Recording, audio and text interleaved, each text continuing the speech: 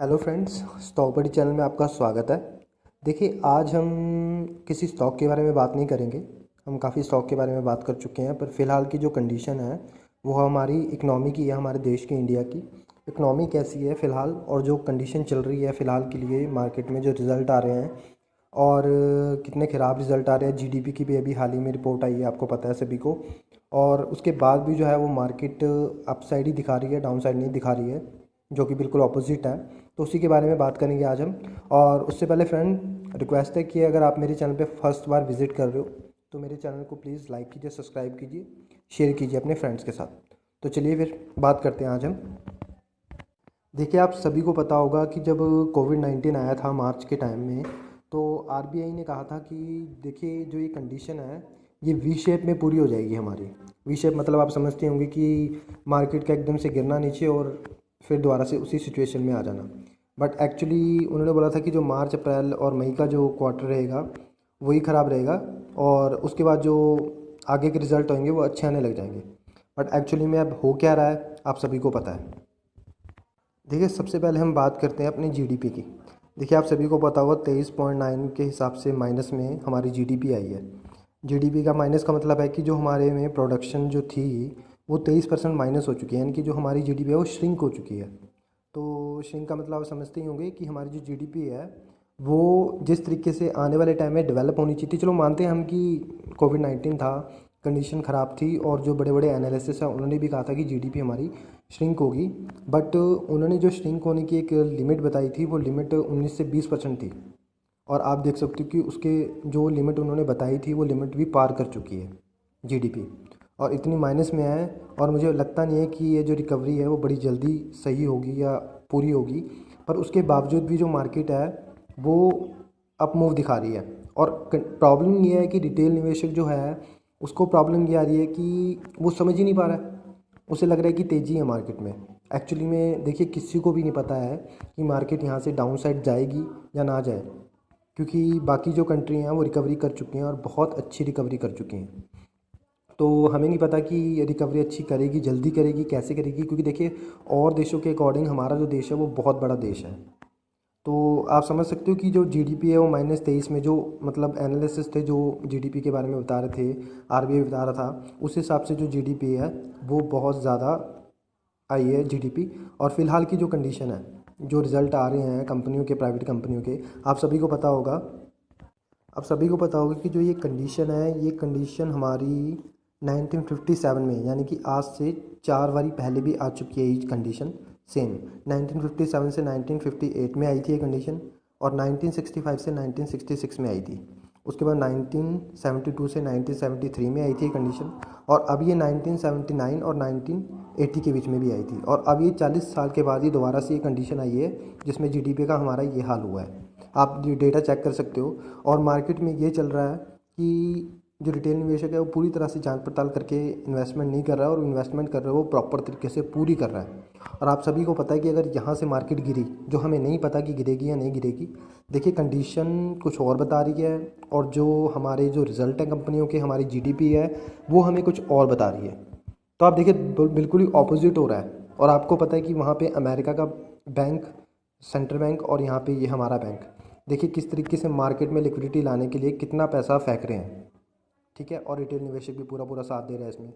वो बकरियों वाला काम हो रखी है कि जैसे जहाँ पे एक बकरी जाती है वहाँ पे सारी बकरियाँ पीछे पीछे चली जाती हैं। क्लियर आपको मैं बात बताता हूँ, कंडीशन यही हो रखी है। तो हमें नहीं पता मार्केट गिरेगी नहीं, एक्चुअली में ना भी गिरे कोई हमें लेना देना नहीं है। हमें जो इन्वेस्टमेंट करनी है वो तरीके से करनी है। एक क्लियर कट बात मैं आपको बताता हूँ। देखिए, पैसा मेहनत का है, सबका मेहनत का है, और कैसे कमाना है सबको पता है। रिटेल निवेशक कैसे कमाता है, किसको कमाता है, कितनी मेहनत करके कमाता है। तो देखिए, पैसा हो चाहे 1 रुपया हो, चाहे 100 हो, चाहे लाख हो, चाहे करोड़ हो, पैसा सभी के लिए एक जैसा है, सब मेहनत करते हैं। बट जो रिटेल निवेशक है, जो अपनी मेहनत इतनी कमाई करता है और उसके बाद वो इसमें इन्वेस्ट करता है, तो उसे थोड़ा सा ज़्यादा सोचना चाहिए। थोड़ा सा ब्रॉड रह के अपना माइंड पूरी तरह से खोल के हर जगह से सोच के ही उसे इन्वेस्टमेंट करनी चाहिए। आप कोई भी पुराना डेटा उठा के देख लीजिए। देखिए, ई वे बिल होता है, ई वे बिल के बारे में आपको पता होगा, जो जीएसटी पोर्टल से बनता है ई वे बिल। उसमें ई वे बिल में कितनी कटौती आई है, किस हद तक कटौती आई है।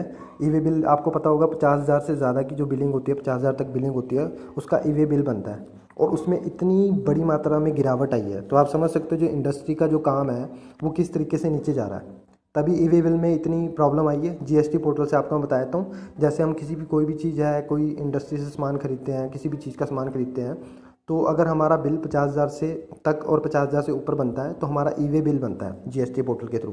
तो वो उस बिल में भी बहुत तगड़ी गिरावट आई है।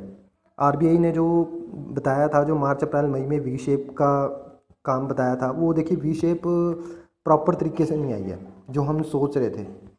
आई है, अप मूव आया है, बट जो रिज़ल्ट है और जीडीपी है हमारी, और जो कंडीशन है अभी फ़िलहाल के लिए, कि हमारी कंडीशन अभी सुधरी नहीं है। आप सभी को पता होगा क्या हाल चल रहा है देश का, आप न्यूज़ लगाते ही होंगे। उस हिसाब से जो हमारी मार्केट है वो अपोजिट चल रही है। और ये फितूर है दिमाग में लोगों के, रिटेल निवेशक के, कि हम पैसा नहीं लगाएंगे ना तो हम खो देंगे, रैली खो देंगे। देखिए एक्चुअली कुछ नहीं है, मार्केट आपको थोड़े थोड़े टाइम बाद ये अपॉर्चुनिटी देती है। तो फ़िलहाल की कंडीशन में आपको मैं अगर बताऊं, देखिए किराना शॉप होगी और मेडिकल शॉप है, वो तो नॉर्मल हो चुकी है। आपको पता है मेडिकल शॉप तो नॉर्मल होनी है फ़िलहाल की जो कंडीशन है। और मेडिकल शॉप और करियाना शॉप जो हमारी रोज़मर्रा की जो हमारी ज़रूरत की चीज़ें होती हैं वो तो उससे नॉर्मल होनी है। बट ट्रैवलिंग और होटल्स हैं वो 50% डाउन है अभी भी। और अभी भी मेरे को लगता है कि किसी का जैसे अनलॉक हो रहा है हमारा देश, मुझे लगता नहीं है कि जो दोबारा से जो पब्लिक पहले आती थी सिनेमा हॉल होटल वगैरह में, वो वैसे ही दोबारा आ पाएगी। और वहाँ से दूसरी साइड से जो आरबीआई अपना रेपो रेट कम करता जा रहा है, ठीक है नहीं। और वो रेपो रेट कम क्यों कर रहा है, ताकि कंपनी जो हैं वो कंपनी अपना जो बिजनेस है उसको बंद ना करें, उस पर वो पैसा लगाएं, ताकि रोज़गार मिले सबको। और एक्चुअली में हो क्या रहा है, कंपनी इसका बिल्कुल ऑपोजिट कर रही है, क्योंकि कंपनियों को पता है कि कंडीशन आगे से आगे ख़राब होने वाली है, ठीक है। तो वो क्या कर रही है, वो पैसा लोन पे कम इंटरेस्ट पे ले रही है, अपने पास रख रही है, और उसको कंपनियों में जो लेन देन है जो भी है वो क्लियर करने के बाद उसको एक सेटल कर रही है अपनी कंपनी को, ताकि वो आने वाली कंडीशन के लिए तैयार रहे, जो आने वाली है, जो मंदी आने वाली है। मैं आशा करता हूँ कि ऐसा ना हो, मंदी ना आए, हमारा देश है। बट एक्चुअली में जो आंकड़े बता रहे हैं उस हिसाब से देखा जाए तो हो सकता है, इसके चांसेस हैं काफ़ी हद तक। और यही प्रॉब्लम हो रखी है मार्केट में कि रिटेल समझ नहीं रहा है। रिटेल पैसा डाल रहा है, वहाँ से बैंक पैसा डाल रहा है, तो देखिए कंडीशन ख़राब से ख़राब होगी और आप मेहनत का पैसा है आपका, तो वो प्रॉब्लम में आ जाओगे आप। आपको मैं विन विन सिचुएशन भी बताऊंगा बाद में कि आप किस तरीके से इस चीज़ से बच सकते हो। और आपको सभी को पता होगा कि एक अपनी, आप अलीबाबा के बारे में तो जानते ही होंगे। अलीबाबा एक चाइनीज़ कंपनी है। देखिए वो ना हमारे इंडिया में जो स्टार्टअप है उनमें इन्वेस्ट करती है। आप सभी को पता होगा काफ़ी बड़ी कंपनी है अलीबाबा। इसमें हम थोक में जो सामान मंगवाते हैं वो इकट्ठा मंगवा सकते हैं। चाइना की कंपनी है ये। बट एक्चुअली में आप देख सकते हो कि इसका भी बहुत इस कंपनी ने भी, इसकी स्टेटमेंट आई थी, Alibaba would not invest in Indian for at least 6 months. तो देखिए 6 मंथ तक ये इन्वेस्टमेंट नहीं करेगी इंडिया की मार्केट में और स्टार्टअप में। तो आप इसी से अंदाज़ा लगा सकते हो कि देखिए जो बड़ी बड़ी कंपनी है ना वो एक पहले से प्लानिंग लेके चलती हैं। और आप प्लानिंग समझ सकते हो, जो आंकड़े आ रहे हैं हमारी रिकवरी होगी, जल्दी रिकवरी होगी। और ये क्या पता कि हमारी गिरावट आए ही ना। बट आप इस तरीके से इन्वेस्टमेंट लेके चलिए ताकि आपको कोई प्रॉब्लम ना आए। आप इतनी मेहनत से पैसा लगा रहे हो मार्केट में, तो आपका विश्वास ना उड़ जाए मार्केट पे से, कि देखिए कि ये सिर्फ एक चालबाजी है, ये सिर्फ एक जुआ है, पैसा लगाया तो ठीक है, नहीं लगाया। इस तरीके से पैसा मत लगाइए, आप अच्छे स्टॉक में पैसा लगाइए। लेकिन आप जो पैसा लगा रहे हो वो 50% 60% तक लगाएं।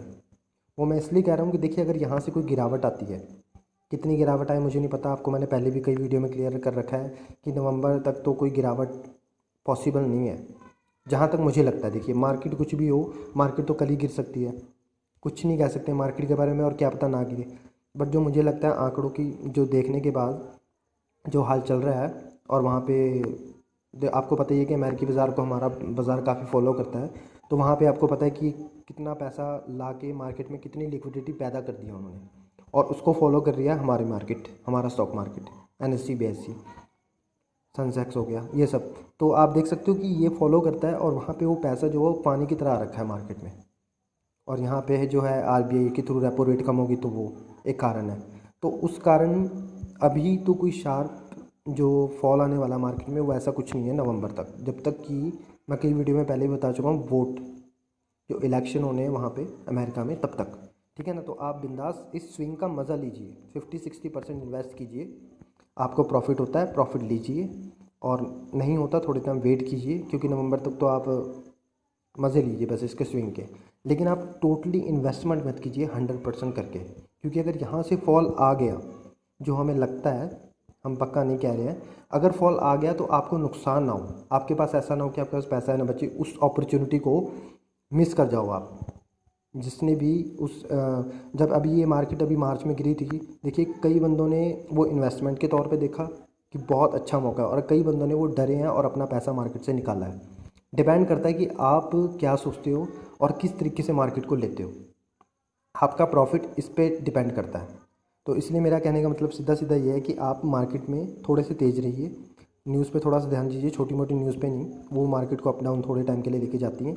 आप 50% 60% ठीक है, रैली का मज़ा लीजिए, स्विंग का मज़ा लीजिए जिन स्टॉक में आप इन्वेस्ट करते हो, बट पूरी तरह से इन्वेस्टमेंट मत कीजिए। देखिए आपकी कोई गाड़ी नहीं छूट जाएगी, ये मार्केट में अपॉर्चुनिटी बहुत मिलती हैं और मिलती रहेंगी आगे भी।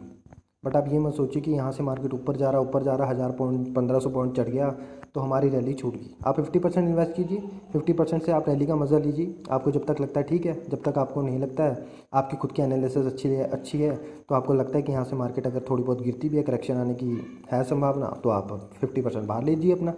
और अगर नहीं लगता आपको तो अपना फिर धीरे धीरे इन्वेस्टमेंट करते लीजिए। सबसे ज़रूरी है आपका इन्वेस्टमेंट करने का तरीका, डिपेंड ऑन दिस, बस।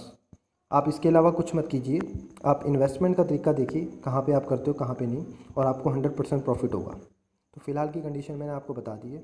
बाकी देखिए पैसा आपका है, तो आप कर सकते हो, आप उसके मालिक हो कि आपने कैसे इन्वेस्ट करना और कैसे नहीं। मैंने तो सिर्फ एक वीडियो के माध्यम से आपको समझाना था, तो मैं समझा चुका हूँ। क्योंकि देखिए मैं फ़ॉलो करता हूँ, तो मैं अगर मैं प्रॉफिट में हूँ तो मैं तभी फॉलो करता हूँ रूल्स, और मैं तभी आपके साथ शेयर कर रहा हूँ, क्योंकि बहुत ज़्यादा जो न्यू आते हैं इसमें इन्वेस्टमेंट करने वाले रिटेल निवेशक, उनके माइंड में ना बड़ी गलत फहमियाँ आ चुकी हैं कि ये सिर्फ एक सट्टा बाज़ार है, आज पैसा लगाओ करोड़ों कमा लो, ख़त्म करो काम, लाखों कमा लो, और इसी चक्कर में वो इन्वेस्टमेंट गलत करते हैं। पहली बात तो स्टॉक वो चुनते हैं जो पेनी शेयर होते हैं, और सेकंड नंबर है वो इन्वेस्टमेंट एक ही बारी में कर देते हैं, उनको इन्वेस्टमेंट करने का तरीका ही नहीं है जी। तो मेरा ये कहने का मतलब है कि देखिए आप मेरी और वीडियो देखिए, मैंने उसमें भी यही वीडियो में बता रखा है कि इन्वेस्टमेंट करने का तरीका क्या है, किस तरीके से आप कर सकते हो। स्टॉक कोई भी हो, अच्छा फंडामेंटल है, आप इन्वेस्टमेंट अच्छी करते हो तो आपको अच्छी रिटर्न मिलती है। तो थैंक यू गाइस। बाकी आपको मैं बोल चुका हूँ, अगर आपको मेरी वीडियो अच्छी लगती है तो प्लीज़ लाइक कीजिए, सब्सक्राइब कीजिए, शेयर कीजिए। Thank you, thanks lot.